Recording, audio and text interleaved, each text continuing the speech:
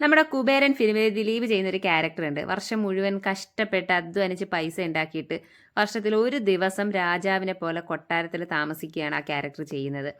അത്രത്തോളം ഒന്നും ഇല്ലെങ്കിലും നമ്മളൊക്കെ ഈ സമ്പാദിക്കുകയും കഷ്ടപ്പെടുകയും ഒക്കെ ചെയ്യുന്നത് സന്തോഷമായിട്ട് ജീവിക്കാൻ വേണ്ടിയിട്ടാണ്. അപ്പോൾ കുറച്ചൊക്കെ നമ്മുടെ ചെറിയ ചെറിയ ആഗ്രഹങ്ങളും ചെറിയ ചെറിയ സന്തോഷങ്ങൾക്കൊക്കെ വേണ്ടിയിട്ട് നമ്മൾ കുറച്ച് പൈസ മാറ്റി വയ്ക്കണം.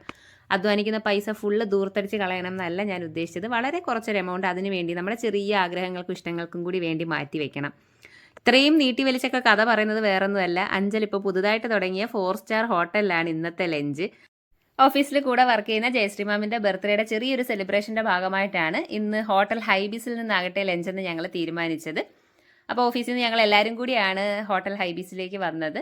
നല്ലൊരു ആംബിയൻസ് ഉള്ള ഒരു ചെറിയ റെസ്റ്റോറൻ്റ് ആണ് ഹൈബീസിനുള്ളിലുള്ളത്.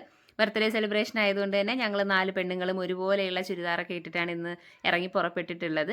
നല്ല ആംബിയൻസ് ആട്ടോ. അതിൻ്റെ ഉള്ളിലേക്ക് കയറുമ്പോൾ നല്ല രസമാണ്. നമുക്ക് ചെറിയ മ്യൂസിക് ഒക്കെ ആയിട്ട് നല്ലൊരു ആംബിയൻസ് ആണ്. പിന്നെ നമ്മൾ ബൊഫേ ആയിരുന്നു, ഫിഷ് കറി മീൽസ് ബൊഫേ ആയിരുന്നു. ചപ്പാത്തി ഇരിപ്പുണ്ടായിരുന്നു, പക്ഷേ ചപ്പാത്തി നെഹി ചോറുള്ളി, അതുകൊണ്ട് നമ്മൾ റൈസ് എടുത്തു. പിന്നെ പരിപ്പ്, സാമ്പാർ. ഇവിടുത്തെ പരിപ്പൊക്കെ എന്ന് പറഞ്ഞു കഴിഞ്ഞാലുണ്ടല്ലോ, നമ്മളൊക്കെ സാധാരണ കഴിക്കുന്ന പരിപ്പ് പോലെ നല്ല ഒരു പ്രത്യേക ടേസ്റ്റുള്ള പരിപ്പ് കറിയൊക്കെ ആയിരുന്നു. പരിപ്പ്, സാമ്പാർ. അപ്പോൾ എടുത്തെടുത്ത് വരുമ്പോൾ നമുക്കൊരു സംശയം, നമ്മൾ ഫിഷ് കറി മീൽസ് അല്ലേ പറഞ്ഞു തന്നിട്ട് ഫിഷ് കാണുന്നില്ലല്ലോ എന്ന്.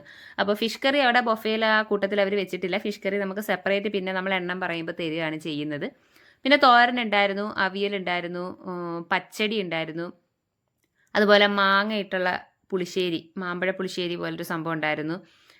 പിന്നെ അടിപൊളി രസം, പച്ചമോര്, ഇതൊക്കെ ഉണ്ടായിരുന്നു.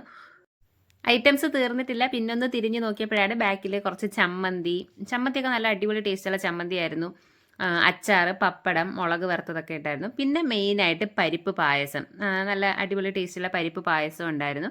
അപ്പോൾ ഇത്രയുമായിരുന്നു നമ്മുടെ ബൊഫയിൽ ഉണ്ടായിരുന്ന ഐറ്റംസ്. ഫിഷ് കറി പിന്നെ സെപ്പറേറ്റ് കൊണ്ടുതരികയായിരുന്നു ചെയ്തത്. 200 രൂപയ്ക്ക് വേണ്ടി ഇതുണ്ടോ എന്ന് ചോദിച്ചു കഴിഞ്ഞാൽ ഇല്ല. അവരാ തരുന്ന ആംബിയൻസിൻ്റെയും സർവീസിൻ്റെയും എല്ലാം കൂടി ചേർത്തിട്ടായിരിക്കും 200 രൂപ റേറ്റ് വരുന്നത്. എന്നാലും വല്ലപ്പോഴുമൊക്കെ ഇങ്ങനെയുള്ള കുഞ്ഞു കുഞ്ഞു സന്തോഷങ്ങൾ നല്ലതാണല്ലോ. അതുകൊണ്ട് ഞങ്ങൾ അടിപൊളിയായിട്ട് എൻജോയ് ചെയ്ത് ബർത്ത്ഡേ സെലിബ്രേറ്റ് ചെയ്തു. എല്ലാവരും ഹാപ്പിയായി.